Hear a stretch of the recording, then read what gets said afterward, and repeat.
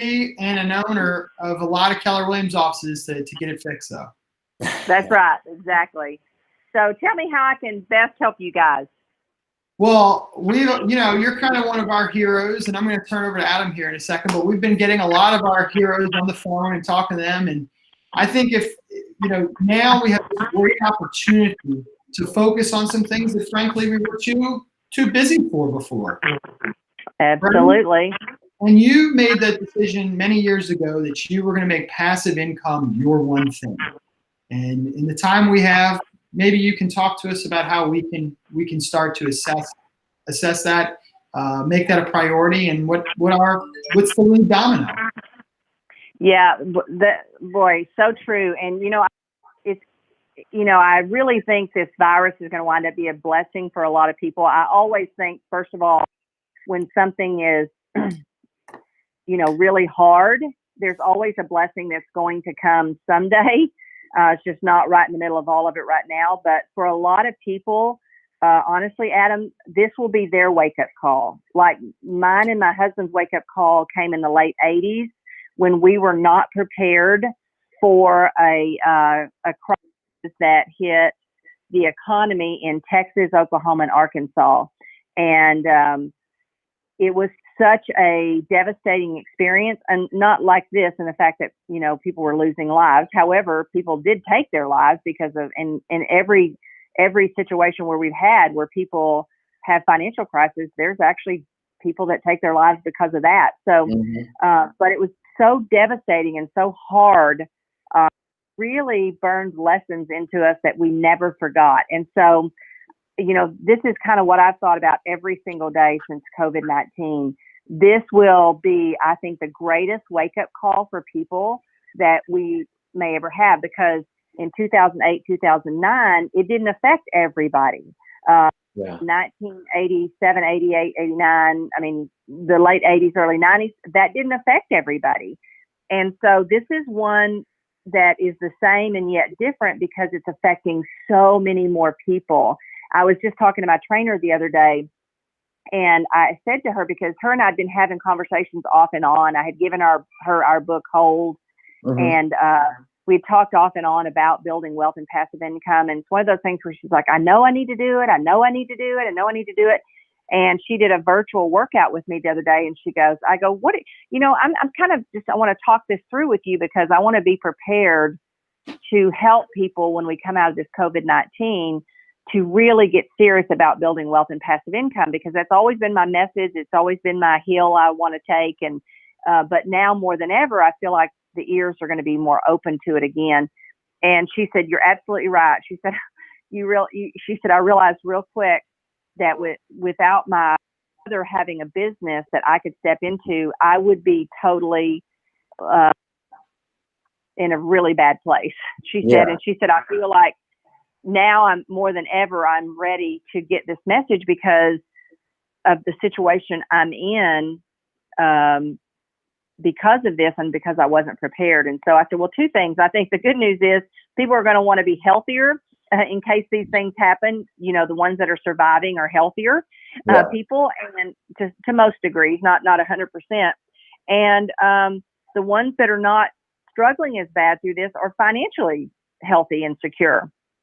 So it was that wake-up call that really in the late 80s, early 90s that really just, it was so painful for us. It was not, I always like to say it was not a marriage enriching situation to be in. We didn't wake up every day and say, hey, how are you today, babe? Nice things. We were really struggling financially, and most marriages fall apart because of that. So I'm really thankful and blessed that ours didn't.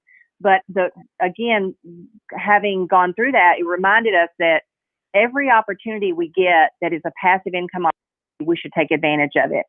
And I think the first thing people have to do is get real clear that there's only 3 ways. And I like that, because if there was 500,000 ways, I wouldn't even get started. I'd get paralyzed and I wouldn't even do any of them. However, because there's only 3, it's easier to say, okay, which one's my easiest one to take advantage of now? And so for us at Keller Williams, it's profit share. And I treat that as a standalone business. So it's owning businesses. That's one way. And a lot of businesses are out of business right now. But some businesses are not. But businesses is one. Real estate is the second, which, by the way, I'm so excited because I didn't know when we came through this how real estate was going to fare. And I only had we have probably 89 properties right now that are active, not counting our vacation rentals.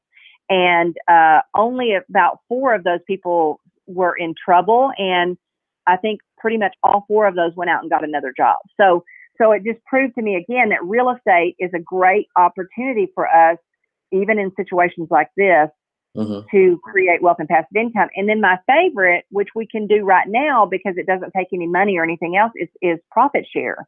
Yeah. And my formula for profit share is real simple. And now is the perfect time to do it because there is no magic script that I'm going to give anybody to build their profit share to where mine is.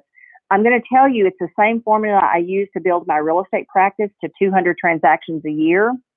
And that is relationships. So if you can remember your algebra days, I suck at all that stuff, but I do remember what the formula looks like. It's relationship plus V, and that V stands for validity, and then plus another V, and that V stands for people's value gap. What's of value to them? And then put a line under that, and at the bottom put the letter T.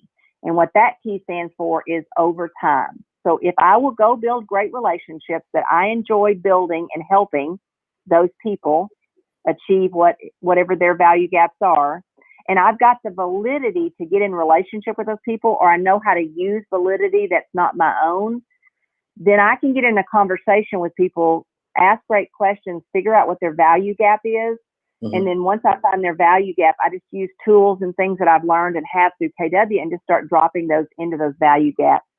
And if I do that enough, over time, I create what Cialdini on Persuasion, I think is his book, he says this in, creates this beautiful magical thing called reciprocity, or we could call it beholdedness.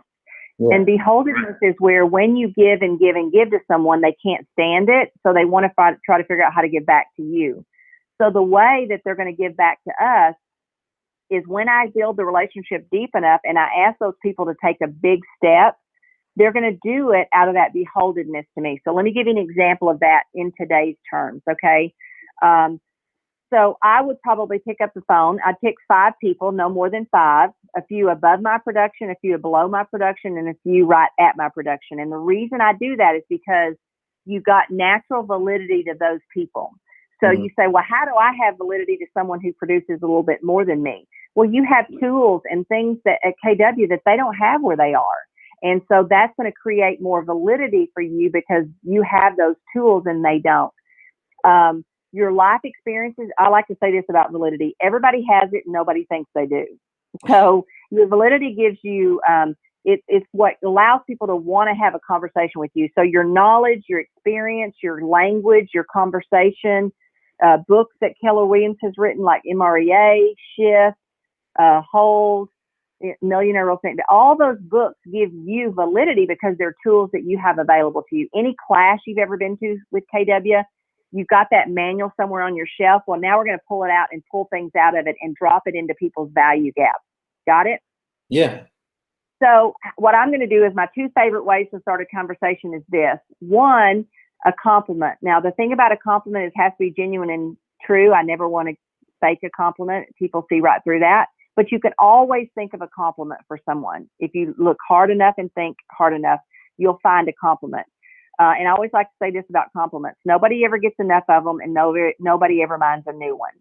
And then my second favorite way is to ask their input or their thoughts.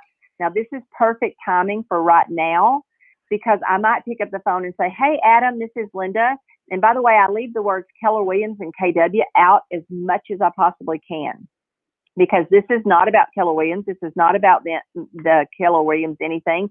This is about that person. This is about that human that I'm going to get in a relationship, figure out what needs they have, and drop as many things and help them as much as I can to fill those value gaps. And so then the next V is value gap or value for that person. And here's what I like to say about that. Zig Ziglar taught us everything we need to know. The way you're going to get what you want out of life is to help enough other people get what it is they want. And keywords is they want, not what I think they should want. And my perfect example for that is when someone recruited me to Keller Williams, if you had been trying to recruit me, you would have tried to sell me on the $80,000 I would save from coming to KW. And that would have been the big mistake, because that was not my biggest value gap at that moment. My biggest value gap at that moment was I was trying to build a big brand in my city, and my company kept throwing obstacles in the way. They wanted to be the brand instead of letting me be the brand. So really what you would have had to do is help me self-discover that at Keller Williams, their model is about you being the brand, and their job is to support you and to get that brand as big as you possibly can. Does that make sense? Yeah. Okay. So the way we find out what people's value gaps are is when I have that conversation. I say, "Hey, Adam, this is Linda. How are you doing?" Oh, I'm well, thank you. Good. Well, listen, hey, I respect you in the industry. I mean, you've been at this a while, and you do a great job. And I think you and I did a transaction, I don't know, maybe 6 months ago or whatever. And so I've always really appreciated and respected you. And I'd really love your input. Kind of, what are your thoughts about what's going on right now in with this virus? You know, first of all, is your family safe and healthy? I hope they are. Yeah. We're definitely doing okay. You know, my thoughts are it's a little slow right now, but I think you know, with some of the listings coming off the market and a lot of buyers being out there, I really feel that any sellers that are out there kind of have a monopoly, because as soon as those buyers are ready and we're able to step outside and be free, I think there's just going to be an explosion of buyers, and they're just going to snatch everything up. And so I think it's going to become an extreme seller's market really quick. And I'm sure it'll adjust and correct back, but that's kind of what I'm thinking. Yeah, so true. I hear exactly what you're saying with that. And so for me, one of the challenges that I've been working on in my business is how do I get that inventory so that when it does bust open, you know, I've got the inventory. What about you? What are you trying to, you know, what's the one thing that if you solved it while you got this extra time that you think would really make a difference when you come out of this on the other side? Yeah, I would definitely like to have inventory, but that just seems so difficult to get right now because we can't leave the house and go meet with people. And I'd like to be capitalizing on getting some buyers, but you know, I just haven't been able to get out and network with people. Yeah. Well, we're having to learn a whole new way of networking, aren't we? Yeah. Awesome. All right. So I want to stop right here, and here's what I want to tell everybody. So here's what I heard, and I have to really listen, and I have to really be, you know, I teach fierce conversations all the time. So I do it selfishly so that I can master all the pieces in it myself. And, you know, we have to learn to listen. And that's a hard thing, because most people think listening is just waiting for my turn to talk. Right. Mm-hmm. And so we really have to learn to listen. And so what I heard Adam say, and so I'm not going to solve any of Adam's problems or obstacles while I have him on the phone. I'm going to make a little side note by his name, and I'm going to put, would like to figure out how to get more inventory in the current situation that we're in. And then also, how do you get more buyers when you can't go out and meet people face to face? So I'm going to write those two things down now. And I'm going to say, well, Adam, you know, I'm going to let him talk as long as he will talk and tell me things. And I might write down 3 or 4 things, or I might wind up with just 2 things, or I might wind up with just 1 thing. But I'm going to appreciate him for his time and say, hey, nice talking to you. If there's ever anything I can do for you, you know, let me know. And I'm going to hang up the call, and then I'm going to spend the next little bit looking around. What do I have? What has KW currently been doing that would be something that might help Adam? And by the way, it's going to help me too, because it's going to force me to go figure out the 2 obstacles that Adam has, because I'm probably struggling with them a little bit myself. So I don't worry about if I'm struggling with what they're struggling with. Also, I know we've got the answers somewhere at KW. I just haven't found them yet. So now I have a motivation to go get off my butt and go find them. Right. Yeah. So I might go to some of the KW Connect classes, take some notes from those that are around that. You know, I'm not anywhere I got ideas. I know I've shared many ideas on KW Connect. I'm about to do another one here in just a little bit on buyers' reluctancy. But ideas of where to get business. You know, you're going to just have your ears open for these 2 topics, and you're going to go back to your manuals, because here's the thing: sources of business hasn't changed. Just how we get them and the tools are different. So I might list, you know, 4 or 5 things that would be my ideas of how Adam could get business. People who when he can't get face to face. So it might be, you know, teaching him about Zoom. It might be teaching him about going out and just building goodwill with people right now and see what buyers pop up. It may also be getting on the phone with his database and saying, hey, I just want to let you know we are an essential business. And number two, the rates are phenomenal. And number three, we have an opportunity to get buyers no cost loans. Do you happen to know anybody that seriously needs to buy? And we got to get out of our own head with this. And because we think nobody's buying, nobody's selling, most agents are thinking that. And the truth is, I went to run the other morning, and when I was driving down the street, I saw a FedEx truck, and I thought, man, these FedEx people are working their butts off. You know, they might want to buy something because it's a good model.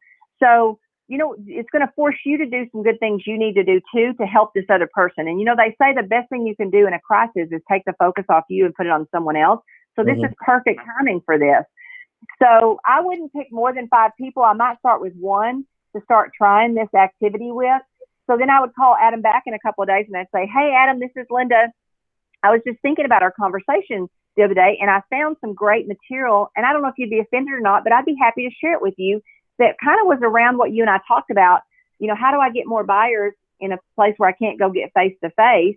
And then also, how do I wind up having more listings? And then whatever I can find. And sometimes it's going to be old stuff that we probably just aren't doing right now. You know, there's a great source sheet in one of our classes that talks about all the different sources to get business that half the time we're forgetting 90% of them and only working 10%. So I might just give you that. I'm not going to worry, am I going to nail it 100% on? It's my giving and my caring to try to help you that's going to do the work for me. Does that make sense? Yeah, I like that. And I definitely like what you said, to take the focus off of you. Yes, because that's what we all need to be doing right now. And here's the thing, you what you're doing is we're not going to recruit them in one call. So let's get off thinking it's a magic script. It's a magical anything. It's deepening a relationship over time. And if you do that enough over time, and here's the thing, I make them bring up Keller Williams twice before I'll even talk to them about KW. So the first time, Adam, they usually do something like this. They'll say, well, now I've not brought up KW at all. They probably know I'm with Keller Williams, but I'm not bringing it up at all. So I always say be prepared for 2 things. One, for them to say, well, you know, you're just trying to recruit me because we've been doing it wrong for so long. They could say that. And I always say, even if they are not going to say that, if you think they might say that, it's going to keep you from making your calls.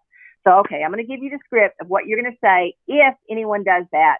And then I'm going to tell you what you need to look at if someone does say that to you. So if Adam were to say to me, well, Linda, you're just trying to recruit me. Here's what I would say. I would say, Adam, here's the thing. You're exactly the kind of business, the agent that we want to be in business with. But here's what I know for sure. If you ever believe that what we have over at Keller Williams is what you need to take your life and your business and your family's life to the next level, dude, I won't even have to recruit you. You'll be knocking our door down. And then I'm going to go right back to talking about what we were talking about before. I just took the wind right out of that. Yeah. See, most people start groveling and trying to sell KW at that point. No. Because now I'm going to inspect what have I been doing. Because Adam should never be able to say that with what I'm doing with him. The only reason he would say it is 2 things. I'm doing it wrong. I start going back to selling KW and that's not it. Or the person has been tried to be sold Keller Williams so much that they think everybody's trying to do that. Got it? Yeah. So there's our script. I want you to have it and be ready because otherwise it's going to be the limiting belief that holds people back from doing this. All right. So then the other thing is I have to be prepared. What if they bring up KW? I don't want to start selling KW even though they bring it up. And here's what they'll usually say first. Adam would probably say something like, well, here's the thing, Linda, you know, out of the blue, he might just say, you know, if I were to ever go anywhere else, I would join Keller Williams. And I just say, that's fantastic. You're the exact kind of agent we want to be in business with. And then I'm going to go right back to talking about what we're talking about because I'm not trying to sell him on KW. I'm trying to get him to self-discover that Keller Williams is where he needs to be. And people do it by their story, by stories you share, experiences they experience of who we are, and great questions I ask them to reflect.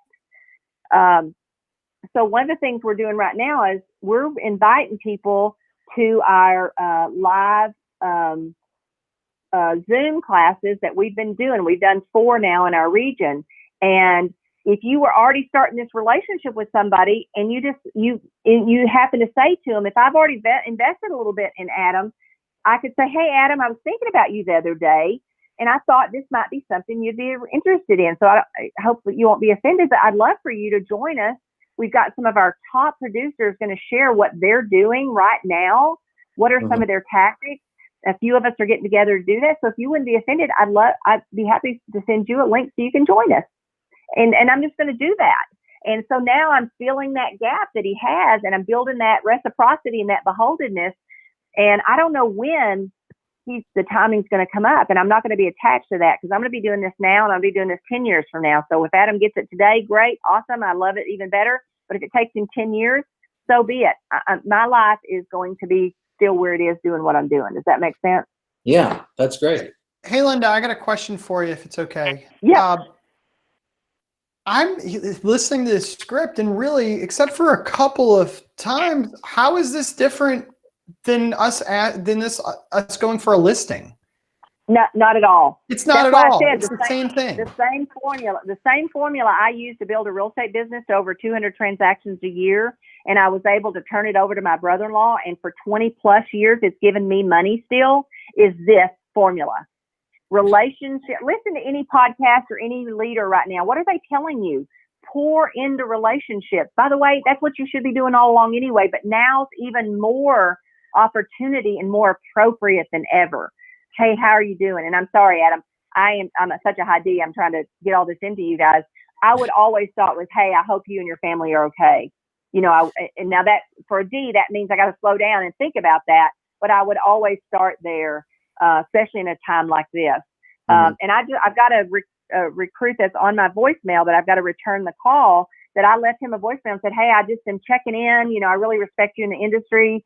We've got crazy times here, and I always want to check in with the people that I respect in the industry and see what their thoughts are about what's going on. But I first asked him, how's his family? I hope your family's safe and all that stuff.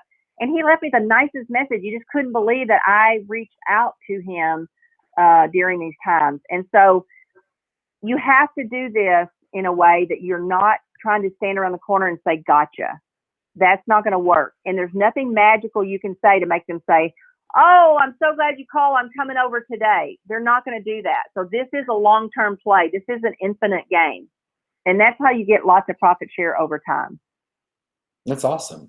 Well, so if I wanted to start working and incorporating profit share into what I'm doing, you mentioned talking to 5 people. So should I be talking to 5 people a day, a week, a month, a year? Just pick 5 people. Figure out when you're going to make the call. Maybe you make one a day for 5 days. And your whole goal on that call is to get what you think their value gaps are. Ask them enough great questions. And con in Spanish means with. So I got to throw just enough in that it's a conversation, not a versation, not me doing all the talking or them doing all the talking. My goal is for them to talk 90% and me to talk 10. Okay. But I definitely don't want to talk more than 20. But I might have to lob something in so that it is a conversation. If you notice, I said, Adam, one of my obstacles right now, I listened for an opportunity and I said, well, one of my obstacles is this. And I offer mine first so that he will offer his second. Okay. Does that make sense? The good news is we're going to be putting an online course. I've taught this in group settings before, but what I found was people need to come back to the material as they get different pieces of it. So I am working with Matt. I actually had a date to go in and shoot the videos. I have the course all written, but because of this COVID, we didn't get to go shoot the videos. So as soon as everything lets up, we'll put that back on the docket. And very quickly, we should have an online course that people can actually go back to, like go out and do the first part and go, okay, now I can't remember what am I supposed to do, and go back and relearn it and rewatch it and do all that stuff. Because this is one of those things that's like, the more you work it, the better it gets. And that's just the way it works. But it does work. And this is also going to teach you great things about how to build your own business. And when you're picking your people, like I would never pick new people. And here's why. I pay attention to my energy. And if I'm helping a new person, my energy just goes down to the bottom of my feet because of all the things they don't know. And I don't really enjoy having those kind of conversations. But when you give me a mega producer or a top producer or someone who everybody else in the world would think is an untouchable, that they got it all together, that's my favorite person. So I'm only going to put people on my list that I would enjoy actually helping them through their challenges. So Yeah. think about who do you like helping in your own office? Who comes to you for what? And that might be kind of how you pick the range of production of the people you're going to call on. And I say, don't worry about, don't go for the big gun right off the bat that you may not feel like you're valid to. Go for anybody and work this and practice this and learn it, because the more you do it, the better it gets. Mm-hmm. And I've done this for so many years. It's, so you're not going to come out of the chute, but caring about people is something that never goes out of style, Yeah. and nobody ever minds being asked. As a matter of fact, nobody gets asked enough. What do you think, Adam? What's your thought? And so many people love to give it and share it. You're not going to go wrong with those two ways to open the conversation, and just listening for what their value gaps are, and then just waking up every day and say, how do I help this person? If this was the only person on this earth, and my one goal was to help them, what do I need to figure out and learn to do that? Yeah. Okay, great. Well, I think that's a lot of really good info. And I know that you have to be running off, but I just want to ask if anybody had any questions real quick, if that's fine with you. Yeah, I've got a absolutely. couple. Linda, can you go across, address a couple limiting beliefs with profit share? I think the hardest thing as a team leader to explain to people is that this money is real. Even if you show them your statement, this money is real. And, because we can't calculate it perfectly to give them an estimate, I think some people stay away from it. How do you answer? How do you talk to people about that? You mean about just, it seems like this thing that's out there, but I can't quite wrap my arms around it because there's no formula that I see of how, if I get Adam to join, I'm going to get this much money, because it's so variable based on office's profit and Adam's production. Well, I mean, there is actually formulas you can figure out approximately what someone's worth. And here's the thing. I did a pro forma early on because I had to for my mastermind group. But I have to tell you, after I did that formula one time, all it did was convince me that there's plenty of money to be made in profit share. Profit share is one of those things you have to do the activities and then the evidence will show up. But I think I would probably connect them more to their, what if you don't do this? What are your options? Mm-hmm. Okay, fine. Do this. Let's talk about investing in real estate. Do you have the money for a down payment? Okay. The thing is, we got to get them real.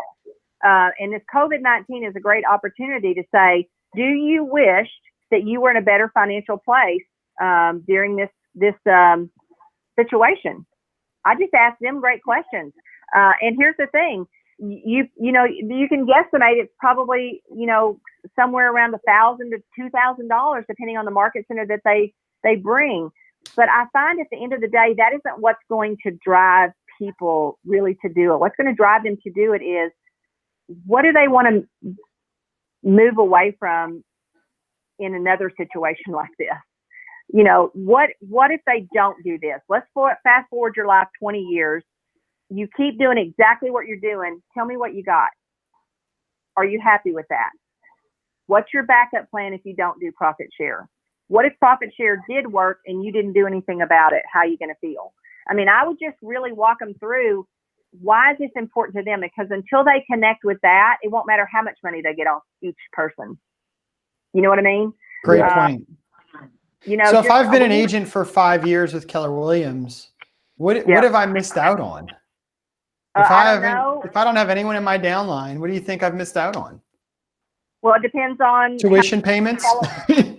Yeah, maybe, or car payment at least, house payments. I got a lot of texts when this COVID-19 happened to people that were so appreciative of what I had helped them discover they needed to do back years ago, and because of that, where they are today in this crisis that we're in.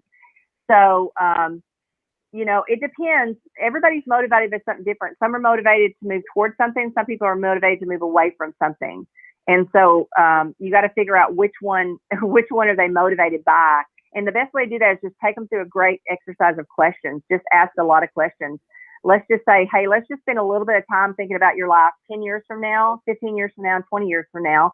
Let's walk through that. How old are your kids? What have you had to pay for along the way? What about your parents? Are they financially secure? You might have to maybe help them with some of the what we call life's unexpecteds, and I talk about in the class too, because we got hit with an unexpected when our son-in-law came down with cancer And for 10 and a half months, we moved in with his family and spent most of that time in there with them trying to help, because it takes a village doing something like that. And what options we had that we wouldn't have had we not worked 10 years before on building passive income.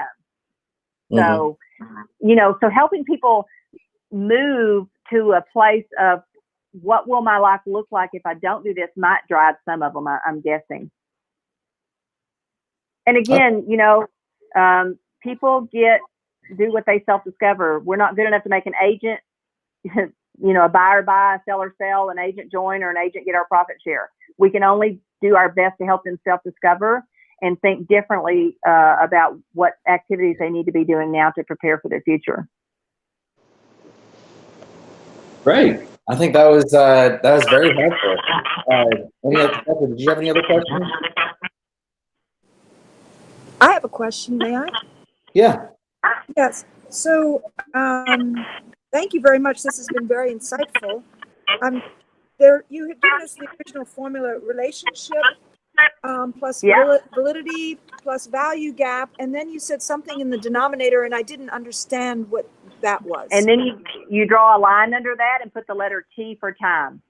So relate R plus V, and then a line, and then T underneath. Okay, great. Now I got that. And then at what point do you bring up, since you say you really, it's all about them and helping them resolve their issues, at what point would you bring up the fact of the matter that we have profit share, or is that something we would just... None of that. None of that. Profit share is so far down the list on why people join us, I would never bring it up. Unless they bring up passive income or something like that. I'm not going to bring that up because it takes a rare person that even wants to talk about that. Awesome. Thank you. And then even when I do, I'm not going to sell them on KW's profit share. I'm going to say, well, what I've discovered is there's 3 ways to do it. You can actually do it through real estate investing. We actually have 4 over here at Keller Williams because we have a opportunity called profit share. I don't know if y'all have something like that. And then, or you can do it through real estate or ask stocks and bonds. So it's businesses, real estate, or stocks and bonds. And we have a 4th one called profit share, but we kind of treat it as a standalone business opportunity that we have. Okay, great. Do you have a couple more, or do we have any more questions? Or all right. Well, thank you so much for your time, Linda. You're so welcome. My pleasure. I want to hear your great success stories. Oh yeah, we will. I'll email you and let you know all of them. And have fun on your KW Connect class right after this. You're welcome. And if anybody needs to help with buyer's remorse, that's what my topic is. So jump on KW Connect Live. Yeah, that's like 9 minutes, well, right? It's not buyer's remorse, it's buyer's reluctance. Sorry. No. Have a great day. See ya. Thank you so much, Linda. Appreciate it. My pleasure. My pleasure.